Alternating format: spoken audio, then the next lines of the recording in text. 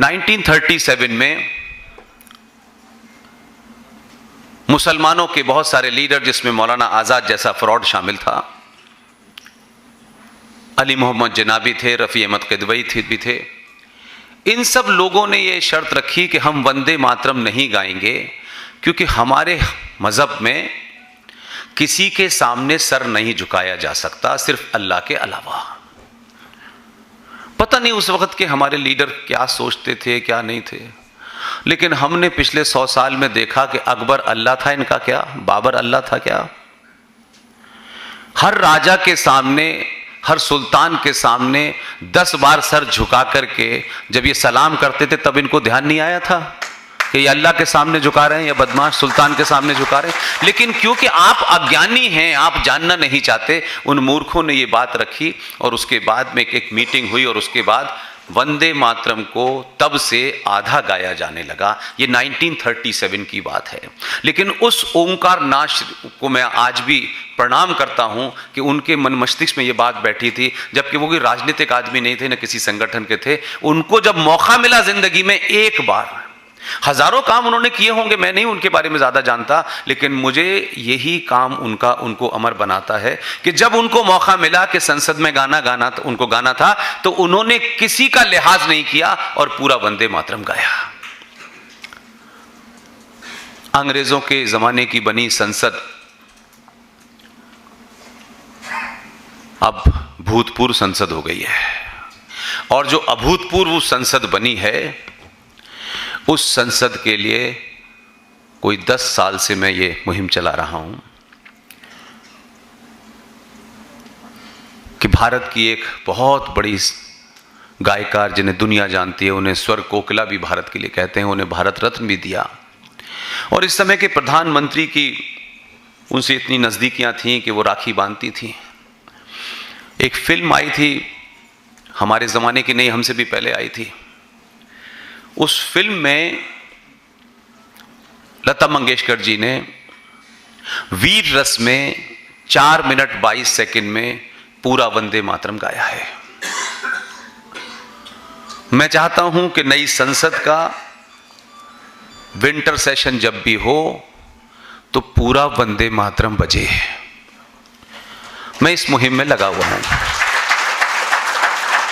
और इसलिए मैं बार बार ये बात रिपीट करता हूं कि कल कोई आपसे कहे कि भाई आप तो बहुत एक्सट्रीमिस्ट हैं इसलिए आप ऐसी बात कर रहे हैं, ताकि आपके पास ऐतिहासिक जानकारी हो, प्रमाणिक जानकारी हो और आप अपनी बात को तथ्यों पे कहें, तो कम से कम किसी सभा में जहां सरकार की बाध्यता ना हो पूरा वंदे मातरम गाया जाना चाहिए। ये मेरी आपसे रिक्वेस्ट है। अब आते हैं, ये शहर किससे जाना जाता है? भागनगर आपकी ख्वाहिश है, लेकिन ये खबर नहीं बनी अभी तक। पहले रजाकारों से जाना जाता था, अब रजाकारों की एक नाजायज औलाद है, वो पूरे देश भर में चिल्लाता घूमता रहता है। ये वो दौर है जब आप किसी को गाली भी दें तो शब्दों की मर्यादा के अंदर दें, तब भी गाली न लगे उसको, क्योंकि ये चुप रह करके, खामोश रह करके, अवॉइड करके, घर बदल लेने से, ये शहर छोड़ के उस शहर चले जाने से जीवन कटने वाला नहीं है।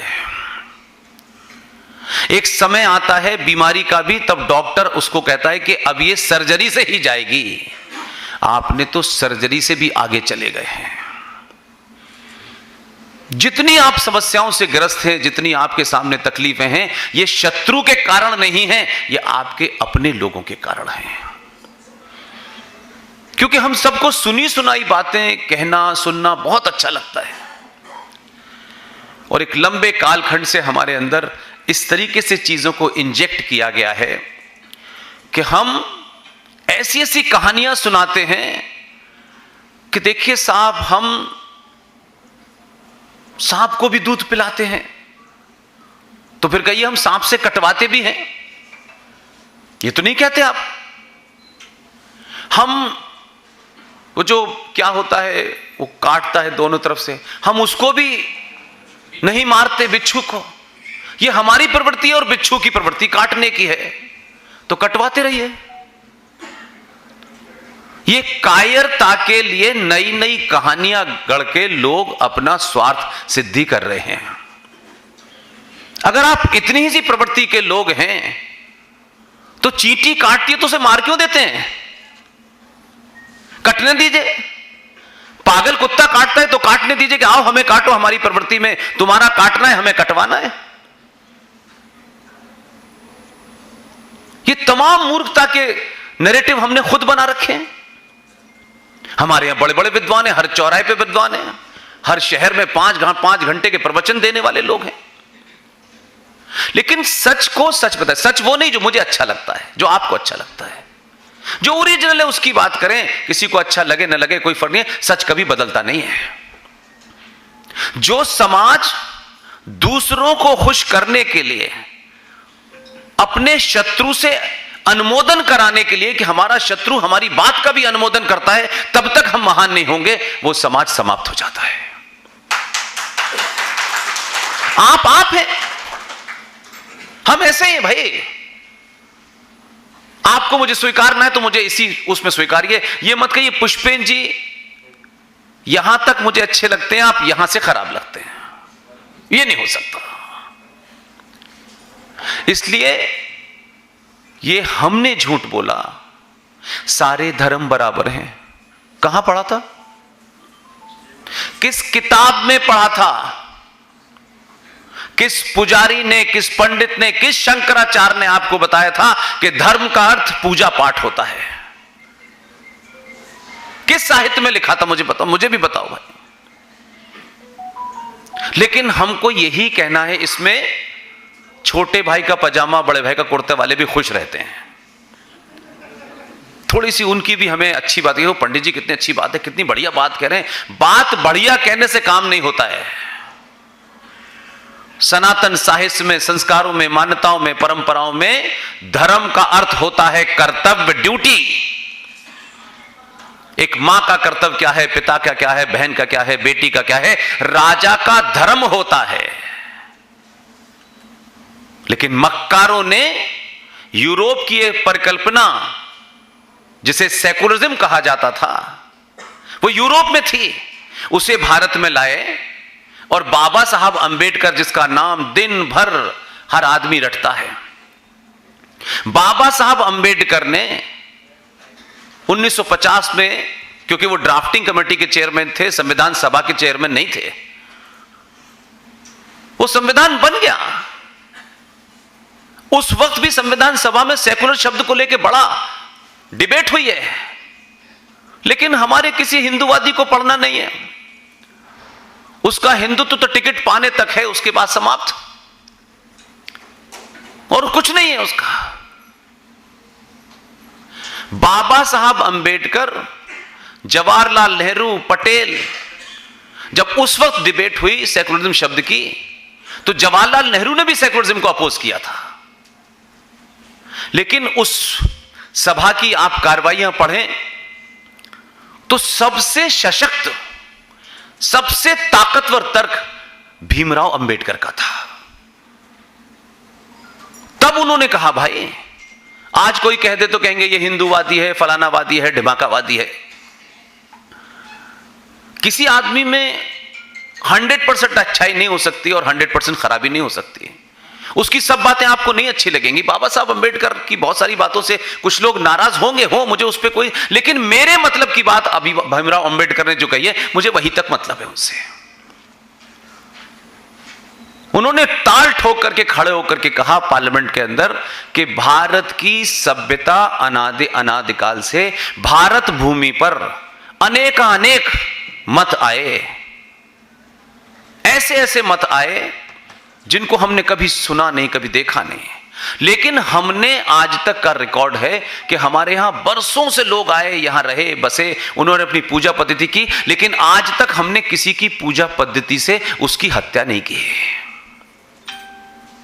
किसी को रोका नहीं हमने।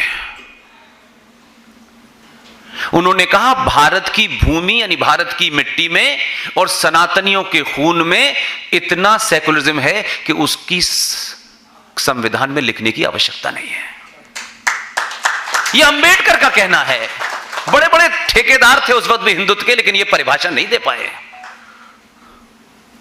लेकिन संविधान बना तब उसमें सेकुलरिज्म नहीं था।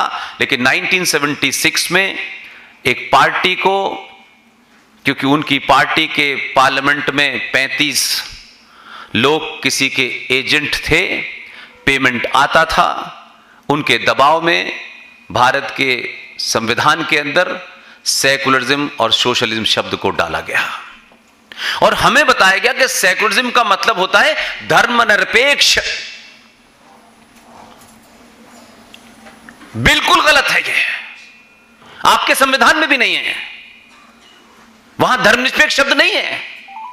लेकिन जनमानस को धर्मनिरपेक्ष बना दिया है। धर्मनिरपेक्ष का मतलब समझते हैं जिसका कोई धर्म ही ना हो, वो अपने कर्तव्य के अलावा सब कुछ करता हो। अगर देश धर्मनिरपेक्ष हो गया तो आहाकार मच जाएगा। राजा अपनी ड्यूटी नहीं करेगा, पुलिस वाला अपनी ड्यूटी नहीं करेगा, क्योंकि वो अपने कर्तव्य से मुक्त है। जो धर्म को न माने वो धर्मनिरपेक्ष। लेकिन दो चीजें चलाई, धर्मनिरपेक्ष का मतलब है मजहब नहीं। धर्म और मजहब दो अलग अलग समुद्र के किनारे हैं। इसलिए मजहब और धर्म एक नहीं है, बिल्कुल अलग है। तो बाबा साहब अंबेडकर का संविधान 1950 से सेकुलर था, 1976 में आकर उसे सेकुलरिज्म की जरूरत पड़ गई। जब आप अपने संविधान को भी अपने राजनीतिक स्वार्थों के लिए, जीत हार के लिए टेम्पर कर सकते हैं, और संविधान में वो बात नहीं कह रहा जहां अमेंडमेंट होते हैं। संविधान में अमेंडमेंट के लिए पूरी गुंजाइशें, हजारों अमेंडमेंट हो चुके होंगे, लेकिन प्रियम्बल में जो उस संविधान की आत्मा है, जिसे प्रियम्बल कहते हैं, वो अक्षुण्ण होता है, उसमें कोई परिवर्तन नहीं होता। हमने तो उसमें भी बदलाव करके सेकुलरिज्म, सोशलिज्म जोड़ दिया। और आज आप इसलिए मार खा रहे हैं कि ठेकेदार हमारे जो हर गली में हैं, सत्ताओं में हैं, सत्ताओं के बाहर हैं, चौराहे पे हैं, गलियों में हैं, वो ही आपको मूर्ख बना रहे हैं। शत्रु तो रोज आपको जगाता है, रोज आपको जगाता है। कभी निकिता की हत्या करता है, कभी अंकिता की हत्या करता है, कभी रूपेश पांडे की करता है, कभी अंकित शर्मा की हत्या करता है। कुल मिलाकर के मार्च 2014 से लेकर के दिसंबर 2022 तक पूरे देश में इस्लामिक जिहादियों ने 477 बहन बेटी की मुसलमानों द्वारा मॉब लिंचिंग में हत्या की है। लेकिन ठेकेदार आजकल हमको बता रहे हैं कि इस्लाम के बगैर हिंदुत्व अधूरा है। तुम्हारी दुकान कल बंद होती हो, अभी हो जाए, तुम्हारी दुकान सनातन और हिंदू से बड़ी नहीं है। न पुष्पेंद्र बड़ा है, न मोदी बड़ा है, न अमित शाह बड़ा है। लोग अपने आप को बड़ा समझने लगे हैं, इसलिए दुर्गति हो रही है। इसलिए झूठ बोला जा रहा है, धड़ल्ले से बोला जा रहा है। कौन सी वो स्वार्थ सिद्धि है जब लोग ये कहने लगते हैं कि जाति पंडितों ने बनाई थी। किसने कहा ये? मुझे बताओ ना, मैं तो पंडित नहीं हूं जात से। सच बोलो यार। राजनीति चली जाएगी, लोग चले जाएंगे, कौन प्रधानमंत्री बना नहीं बना, देश टूटते रहते हैं, भारत के भी टुकड़े कई बार हो चुके हैं, लेकिन राष्ट्र आज भी जिंदा है। राष्ट्र नहीं टूटा कभी। और ये राष्ट्र हमारी मां है, बहन है, बेटी है, हमारे संस्कार है। हम दुनिया में पहले एकमात्र ऐसे देश हैं कि हमने अपने राष्ट्र को, अपने संस्कारों को, अपनी मान्यताओं को, परंपराओं को छोड़ दिया है, और सरकार से ये उम्मीद करते हैं कि वो आपका मंदिर बचाएगी। ये सरकार का काम नहीं है। मंदिर की देखरेख करना, मंदिर के पुजारी का पेट भरे, उसके परिवार का पेट भरे, ये समाज का काम है, सरकार का काम नहीं है। और इसी से निकलती है वो समस्या, जिस समस्या से आप जूझ रहे हैं, जिस समस्या के कारण हम पूरे देश भर में चिल्ला चिल्ला के सिर्फ आपको सच बताने में लगे हैं। ताज्जुब है, सेकुलर भारत में कॉन्स्टिट्यूशनली संवैधानिक दृष्टि से और इस संसद ने 8वें दर्जे का भारत का नागरिक हिंदू है। आप पहले दर्जे के नहीं, दूसरे, तीसरे, चौथे, 5वें, 6ठे, 7वें नंबर के नहीं। Hindu is the 8th class citizen in present India. और आप नारा लगा रहे हैं भारत माता की जय। चुनाव जीतना हारना एक अलग बात है। और आपके ठेकेदारों ने, आपके इंटेलेक्चुअल्स ने, आपके मठ मंदिरों में कहीं आपस में भी नहीं बात कन्वे की कि हमारी लड़ाई है क्या, हमें करना क्या चाहिए। हमें पेट्रोल सस्ता कराना है, हमें 2 रुपए किलो प्याज चाहिए, हमें 1 महीने की बिजली फ्री चाहिए, या अनंत काल तक चलने वाली उस सभ्यता जिस पे आप खड़े हैं, जिसे पूरी दुनिया मानती है, उसे बचाना है। कोई सनातन कोई वस्तु नहीं है तो उसे बचाना है। सनातन आपके अंदर है, उसे जीवित करना है, इतना ही है। वो जो आप बहुत सारे लोभ से, लालच से, मेरा तेरे से आपने उसको भुला दिया है और आपको कुछ और याद है, इसलिए सनातन थोड़ा नीचे चला गया था। आप गाली देते हैं उस नेता को जिसने सनातन को गाली दी।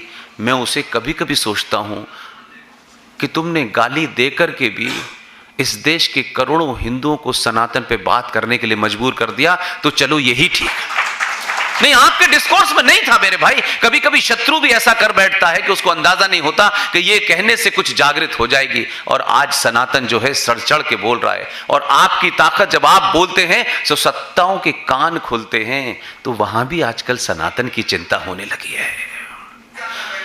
इसलिए सनातन के लिए सड़कों पे नहीं निकलना है, अपने सनातनी होने का सबूत देना है। कुछ नहीं करना, किसी को गाली मत दीजिए। आप मंदिर जाते हैं, इस लाभ से जाते हैं, अपने दिल पे हाथ रखिएगा। इस मंदिर में पूजा करके भंडारा कराने से मेरी बेटी की शादी हो जाएगी। अगर भंडारा कराने से और पूजा करने से इस मंदिर में ये मेरी इच्छा पूजा नहीं हुई, तो मैं दूसरे मंदिर में चली जाऊंगी, दूसरे भगवान के पास चला जाऊंगा। ये सिलसिला खत्म नहीं हो रहा। और अब तो चांद मियां को भी लाके मंदिर में बैठा दिया है। आप वहां भी चढ़ावा चढ़ाने जा रहे हैं। अंदर की उस आत्मा को झकझोरेंगे तो आपको मंदिर नहीं बदलने पड़ेंगे। इसलिए ये ब्राह्मण है, ये ठाकुर है, ये बनिया है, ये फला है, ये डिमाका है। आपको ये भी नहीं पता कि गुलाम भारत में पहला सेंसस कब हुआ था, कास्ट सेंसस कब हुआ था और आखिरी कब हुआ था। क्योंकि हम गुलाम बहुत देश रहे, ऐसा नहीं है कि गुलाम और देश नहीं थे, हम भी रहे गुलाम। लेकिन हमको जल्दी से, तेजी से कुछ बनना है, कुछ बड़ा दिखना है। शर्मा जी के घर के बाहर जो गाड़ी खड़ी हुई है, उससे बड़ी गाड़ी लेनी है, चाहे कुछ भी कर लें। इसलिए हमने झूठे नैरेटिवों को आगे बढ़ाया। भारत अनादिकाल से, जब से इस ब्रह्मांड की उत्पत्ति हुई है, तब से लेकर के अब तक कभी जाति प्रधान देश नहीं रहा। भारत अनादिकाल से कर्म प्रधान देश था। इसलिए ब्राह्मण मां से पैदा होने वाला पुत्र ब्राह्मण नहीं कहलाएगा। अगर उसने ब्राह्मण वाले गुण और ब्राह्मण होने का परिचय नहीं दिया तो वो ब्राह्मण नहीं है। ठाकुर का बेटा ठाकुर नहीं कहलाएगा। यह गलतफहमी आपने पाल ली है भाई। इसलिए मैं आपको 2 छोटी छोटी सी बात समझाता हूं, सुनाता हूं। हो सकता है सुना हो आपने। मैं हर लेक्चर में इसलिए बोलता हूं कि जो और विषय हैं वो बाद में करेंगे, पहले इस विषय को, क्योंकि अभी आपकी रिसिप्टिव जो ताकत है वो ज्यादा है। 2 ब्राह्मण हैं। रावण ब्राह्मण था, उच्च कोटि का था। परशुराम ब्राह्मण थे, उच्च कोटि के थे। कोई इसमें कंफ्यूजन तो नहीं है। रावण बहुत ज्ञानी भी था, उस समय की मर्यादाएं, उस समय के सरोकारों को, उस समय की आस्थाओं और परंपराओं को तोड़ करके रावण ने एक कृत्य किया। उस समय की जो परंपराएं थी, आप सोचिए कि सबकॉन्शियस माइंड में हमारे है, उसका सिर्फ बटन दबाना था। न रावण को आपने देखा, न मैंने देखा, दादी नानी के माध्यम से ये कहानियां चलती चली आ रही हैं, हम सुन रहे हैं, घरों में सुन रहे हैं। रावण ने ऐसा किया था और रावण को जलाया जाता है कि रावण ने सीता का हरण किया था, किसी की पत्नी, ये हम सुन रहे हैं और हम रावण को चौराहे पे जलाते हैं और वो हिस्सा है हमारा। तो आप जब रावण को जलाते हैं तो किसी ने आज तक 2023 में इतनी कास्ट फैल गई है, तब भी किसी ने कहा कि भगवान राम ने एक ब्राह्मण का वध किया था। राम पे यह आरोप लगा, जबकि राम उस समय के हिसाब से क्षत्रिय थे। यह आरोप आज भी नहीं लगा। तो रावण अपने कृत्य के कारण 2023 के भारत में भी चौराहे पे जलाया जाता है और परशुराम अपने कृत्य के कारण आज भी मंदिर में पूजे जाते हैं। दोनों ब्राह्मण थे। और इससे तीसरी घटना,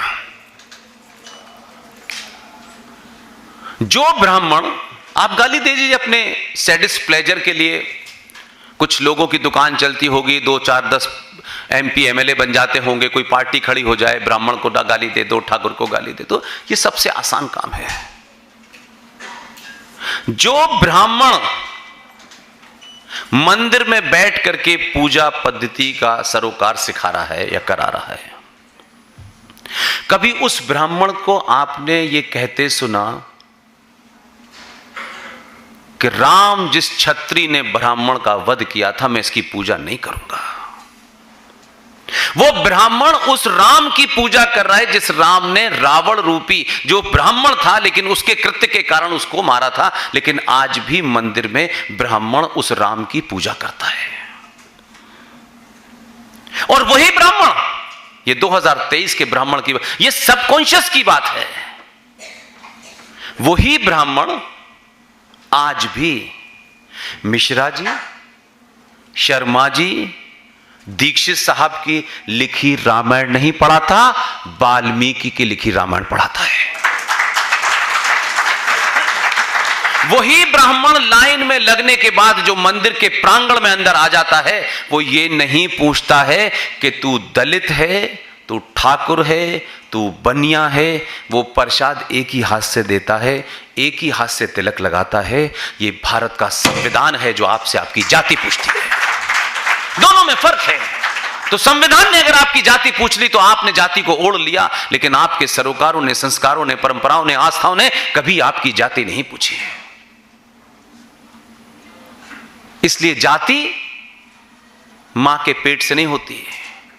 जिसको ज्ञान प्राप्त हो गया, ज्ञान यूजीसी नहीं देती है।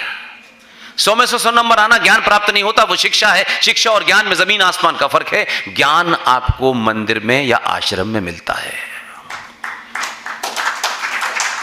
जिसने ज्ञान प्राप्त कर लिया वही ब्राह्मण है। जिसने अपनी मां की, बहन की, बेटी की रक्षा करी, अपने घर की रक्षा करी, अपने समाज की रक्षा करी, वही क्षत्रिय है।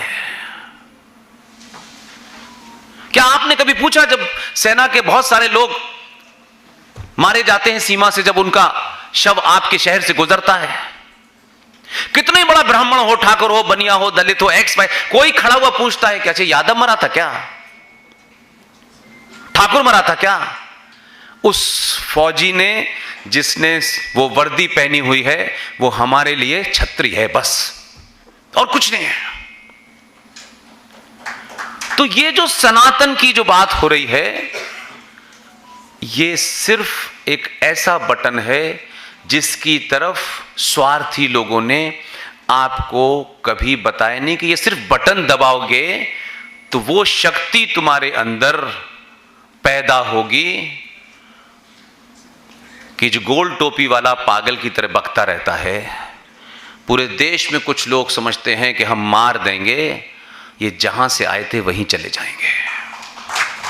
अपने अंदर वो पैदा कीजिए, अपने विश्वास अपने ऊपर कीजिए। आप विश्वास खो चुके हैं। आप पार्टियों की लाइन में लगे हैं, टिकट मिल जाए।